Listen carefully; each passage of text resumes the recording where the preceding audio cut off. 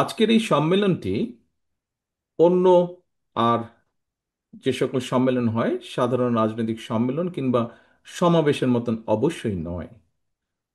আজকের এই সম্মেলন রাষ্ট্র এবং সমাজে এমন মানুষরা উপস্থিত হয়েছেন কিংবা আমরা যারা এই সম্মেলনে অংশ নিয়েছি, আমাদের প্রতিটি বিশ্বাসী মুসলমানের একটি চাওয়া, একটি আকাঙ্ক্ষা, একটি প্রার্থনা। রব্বানা আতেনা ফিদ দুনিয়া হাসানাতান ওয়াফিল আখিরাতি হাসানাতান ওয়াকি না আজাবান নার। হে প্রভু, আমাদেরকে ইহকাল ও পরকালে কল্যাণ দাও এবং আমাদেরকে দোজকের আগুন থেকে রক্ষা করো। আল্লাহর কাছে, আল্লাহ রব্বুল আলমিনের কাছে এটিই আমাদের প্রার্থনা। সম্মানিত ওলেমা মাশায়েখ বৃন্দ, সাধারণ ধর্মপ্রাণ মুসলমানদের চেয়ে ইসলাম সম্পর্কে অবশ্যই আপনারা সবচেয়ে বেশি বিশুদ্ধ জ্ঞান রাখেন।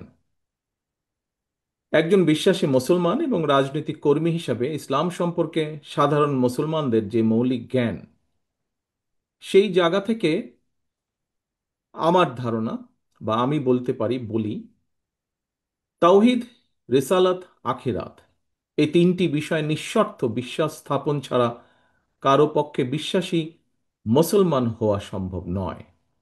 আর প্রতিটি বিশ্বাসী মুসলমানের জন্য কালেমা, নামাজ, রোজা, হজ, জাকাত ইসলামের এই পাঁচটি মূলনীতি অবশ্যই পালনীয়, এর কোনো বিকল্প নেই। আমরা দেখতে পাই ইসলামের এই পাঁচটি বিষয়ে কিন্তু বিশ্ব মুসলিম উম্মার মধ্যে কোনো বিরোধ নেই, বরং সবার চূড়ান্ত ঐক্য রয়েছে। তবে ব্যক্তি এবং সমাজ জীবনে এইসব বিধি বিধান, বাস্তব প্রক্রিয়া পদ্ধতি নিয়ে কিংবা হীন দলীয় স্বার্থে ইসলামের রাজনৈতিক ব্যবহার নিয়ে ইসলামিক স্কলারদের মধ্যে মাঝে মাঝে আমরা মতবিরোধ এবং ভিন্ন মত দৃশ্যমান দেখি। একটি রাজনৈতিক দল হিসাবে বিএনপি মনে করে আল্লাহর উপরে পূর্ণ আস্থা ও বিশ্বাস এবং মহানবীর শান এবং মান সমুন্নত রেখে ইসলাম নিয়ে গবেষণায় নিঃসন্দেহে কোনো বাধা নেই। তবে ধর্মীয় ইস্যু নিয়ে বিরোধ কিংবা ভিন্ন মত অথবা হীন দলীয় রাজনৈতিক স্বার্থে ধর্মীয় বিধানের উদ্দেশ্যমূলক ব্যাখ্যা কখনো কখনো সমাজে অস্থিরতা সৃষ্টির কারণ হয়ে ওঠে। সম্মানিত উপস্থিতিবৃন্দ, এক্ষেত্রে ইসলামী মূল্যবোধে বিশ্বাসী একটি রাজনৈতিক দল হিসাবে বিএনপি মনে করে ইসলামের বিধি বিধান নিয়ে মতবিরোধ বা ভিন্নমত যাতে রাষ্ট্র এবং সমাজে ফিতনা সৃষ্টি কিংবা বিশ্বাসী সাধারণ মুসলমানদের মধ্যে অনৈক্যের সৃষ্টির কারণ না হয়, এ বিষয়ে নিশ্চিত করতে নেতৃস্থানীয় ওলেমা মাশায়েখ, ইমাম খতিবগণ যোগ্য উল্লেখযোগ্য ভূমিকা রাখতে পারেন। সম্মানিত ওলেমা মাশায়েখ বৃন্দ, ইসলামী মূল্যবোধের আলোকে বিএনপি এমন একটি কল্যাণমূলক সমাজ, সরকার এবং রাষ্ট্র ব্যবস্থার পক্ষে যে রাষ্ট্র ও সমাজে মুসলমানগণ নিঃসংকোচে কোরআন সুন্নাহর অনুযায়ী নিজেদের জীবন পরিচালনা করতে সক্ষম হবেন, নির্ভয়ে নিরাপদে এবাদত বন্দিগি করতে পারবেন। একইভাবে অন্য ধর্মের মানুষেরাও নিরাপদে নিশ্চিন্তে যার যার ধর্ম ও সংস্কৃতি পালন করতে সক্ষম হবে। সম্মানিত উপস্থিতিবৃন্দ, বিএনপি কখনোই ইসলামের মূলনীতি কিংবা মৌলিক বিশ্বাসের সঙ্গে আপোষ করেনি, ইনশাল্লাহ ভবিষ্যতেও করবে না। আপনাদের মধ্যে এখানে যারা প্রবীণ ব্যক্তিবর্গ রয়েছেন, আপনাদের নিঃসন্দেহে আপনারা জানেন পতিত পরাজিত পলাতক স্বৈরাচারের দল যারা স্বাধীনতা উত্তর বাংলাদেশের রাষ্ট্র ক্ষমতায় বসে নিজেদের ইচ্ছে মতন সংবিধান রচনা করেছিল, সেই সংবিধানে দেশের অধিকাংশ জনগোষ্ঠীর আকাঙ্ক্ষার প্রতিফলন তখন ঘটেনি। পরবর্তীতে বাংলাদেশের স্বাধীনতার ঘোষক বিএনপির প্রতিষ্ঠাতা শহীদ রাষ্ট্রপতি জিয়াউর রহমান রাষ্ট্র পরিচালনার দায়িত্ব পাবার পর সংবিধানে বিসমিল্লাহির রহমানির রহিম অন্তর্ভুক্ত করেছিলেন। সংবিধানে সর্বশক্তিমান আল্লাহর উপরে আস্থা এবং বিশ্বাস অন্তর্ভুক্ত করেছিলেন। বর্তমানে সর্বশক্তিমান আল্লাহর উপরে আস্থা এবং বিশ্বাস কথাটি এভাবে রাখা হয়নি। কেন এভাবে রাখা হয়নি? সম্মানিত উপস্থিতিবৃন্দ, এই প্রশ্নটি আজ আমি আপনাদের সামনে রেখে গেলাম। সম্মানিত আলেম ওলেমা মাশায়েখবৃন্দ, বিএনপি বরাবরই ইসলাম এবং মুসলমানদের স্বার্থবিরোধী যে কোনো অপতৎপরতার বিরুদ্ধে সোচ্চার। পতিত পরাজিত পলাতক স্বৈরাচার ইসলাম, মুসলমান এবং ইসলামী সংস্কৃতিকে রাষ্ট্র এবং সমাজে নানাভাবে হেয় প্রতিপন্ন করার অপচেষ্টা করেছিল। আপনাদের এখানে যারা আজকে উপস্থিত আছেন, আপনাদের অনেকেরই নিশ্চয়ই মনে আছে পরিষ্কারভাবে 2024 সালে পবিত্র রামাদান মাসে হঠাৎ করেই মুসলমানদের ধর্মীয় সংস্কৃতি ইফতার মাহফিল আয়োজনের উপরে নিষেধাজ্ঞা দেওয়া হয়েছিল। এটি কোনো বিচ্ছিন্ন ঘটনা ছিল না, এটি ছিল বাংলাদেশে ইসলাম বিরোধী, ইসলাম মূল্যবোধ এবং সংস্কৃতির বিরুদ্ধে সুদূর প্রসারী ষড়যন্ত্রের একটি অংশ। সেই সময় বিএনপি এই অপতৎপরতার তীব্র প্রতিবাদ জানিয়েছিল। 2013 সালে রাজধানীর শাপলা চত্বরে হেফাজতে ইসলামের হাজার হাজার নেতাকর্মীর উপর, সমর্থকের উপরে হানাদার বাহিনীর মতন ক্র্যাকডাউন চালানো হয়েছিল। গণহত্যার প্রতিবাদে এবং হেফাজতে ইসলামের সমর্থনে বিএনপি সারা দেশে 2 দিন হরতাল সহ বিভিন্ন কর্মসূচি পালন করেছিল তখন।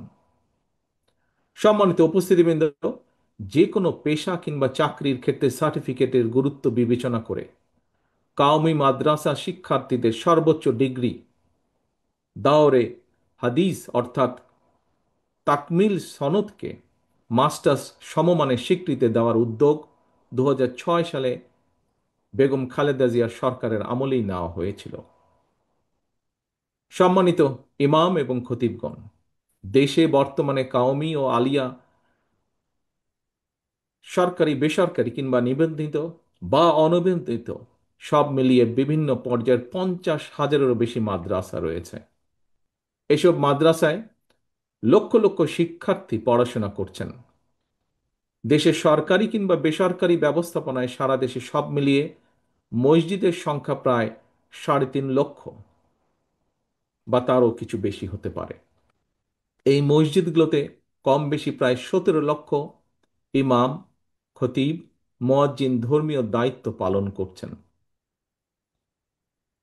লক্ষ লক্ষ মসজিদ, মাদ্রাসা, ইমাম, মুয়াজ্জিন, মাদ্রাসা শিক্ষার্থীকে রাষ্ট্রীয় অগ্রগতিমূলক কার্যক্রমের বাইরে রেখে দেশে কখনোই টেকসই উন্নয়ন করা সম্ভব নয়।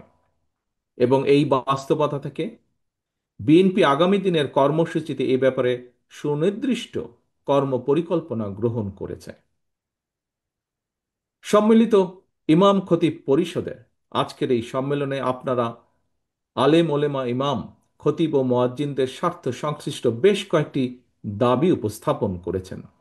আপনাদের উপস্থাপিত দাবিগুলোর বেশ কয়েকটি দাবি অগ্রাধিকার ভিত্তিতে পূরণ করার সব রকম সুযোগ রয়েছে বলে আমি মনে করি।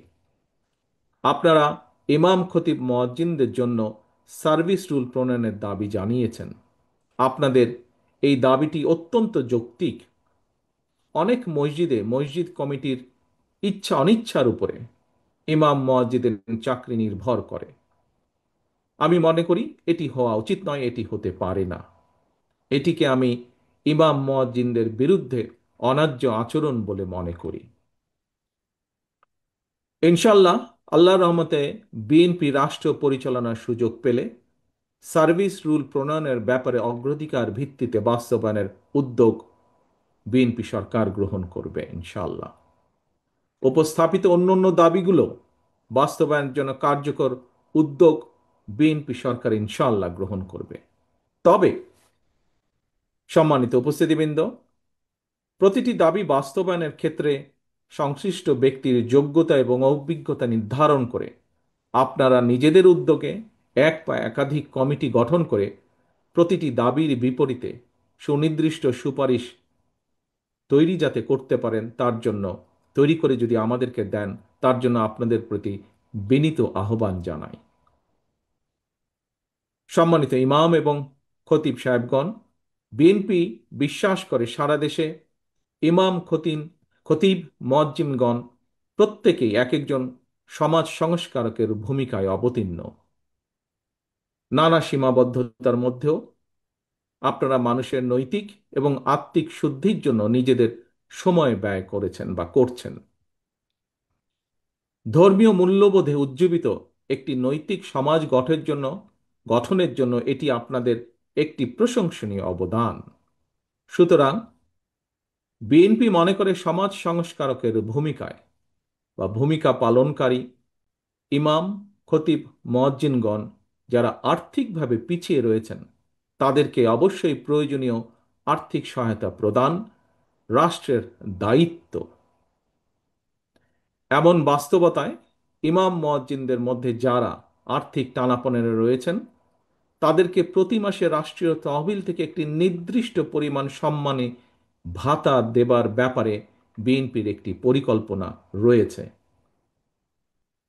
আগামী ফেব্রুয়ারি মাসে অনুষ্ঠিত জাতীয় নির্বাচনে আল্লাহর রহমতে বিএনপি রাষ্ট্র পরিচালনার সুযোগ পেলে ইমাম, মুয়াজ্জিনদেরকে সম্মানী ভাতা দেওয়ার পরিকল্পনা পর্যায়ক্রমে ইনশাল্লাহ আমরা বাস্তবায়ন করব।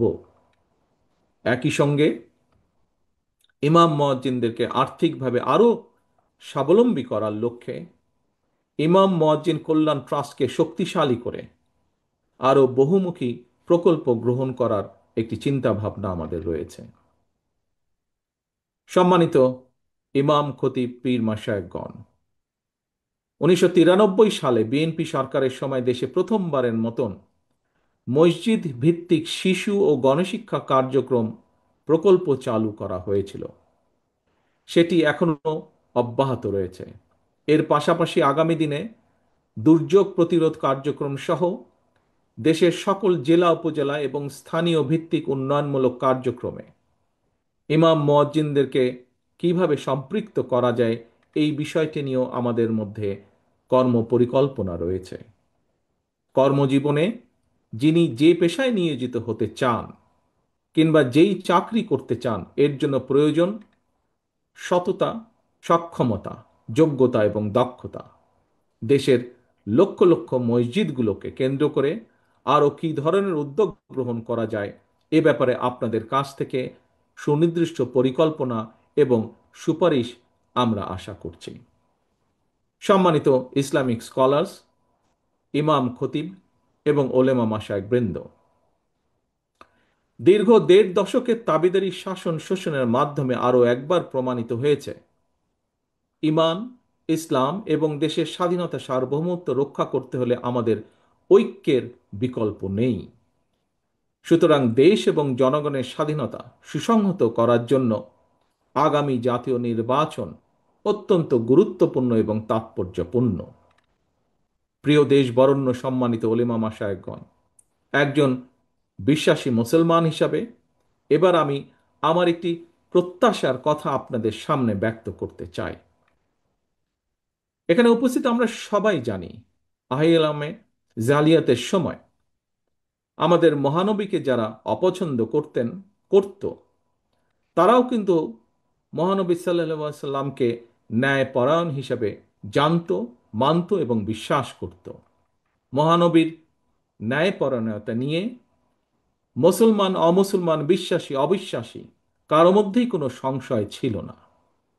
মহানবীর সেই ন্যায়পরায়ণতার আদর্শ সমুন্নত রেখে রাষ্ট্র এবং সরকার পরিচালনায় বিএনপির মূল মন্ত্র হবে ইনশাল্লাহ ন্যায়পরায়ণতা। মহানবীর ন্যায়পরায়ণতার আদর্শে উজ্জীবিত একটি ইনসাফ ভিত্তিক বাংলাদেশ গড়ার লক্ষ্যে আগামী নির্বাচনে বিএনপি দেশের সকল সম্মানিত ইমাম, খতিব, মুয়াজ্জিন, আলেম, ওলেমা, পীর মাশায়েখদের দোয়া এবং সমর্থন চায়। পরিশেষে আমি আপনাদের কাছে দোয়া চাই, আমার মায়ের জন্য দোয়া চাই, আমার দলের নেতা, কর্মী, সমর্থক এবং সর্বোপরি দেশবাসীর জন্য দোয়া চাই। দেশ এবং জনগণের কল্যাণে আল্লাহ যেন আমাকে এবং আমাদের দলকে প্রতিটি সৎ কর্ম বাস্তবায়নের সুযোগ দেন। এই জন্য আপনাদের দোয়া, সমর্থন এবং সহযোগিতা চাই। পরিশেষে এত সুন্দর একটি অনুষ্ঠান আয়োজনের জন্য আজকের অনুষ্ঠানের সভাপতি সহ আয়োজক বৃন্দকে, সম্মিলিত ইমাম খতিব পরিষদকে আন্তরিক ধন্যবাদ জানিয়ে আমার বক্তব্য শেষ করছি। আল্লাহ হাফেজ। বাংলাদেশ জিন্দাবাদ। বাংলাদেশ জাতীয়তাবাদী দল জিন্দাবাদ।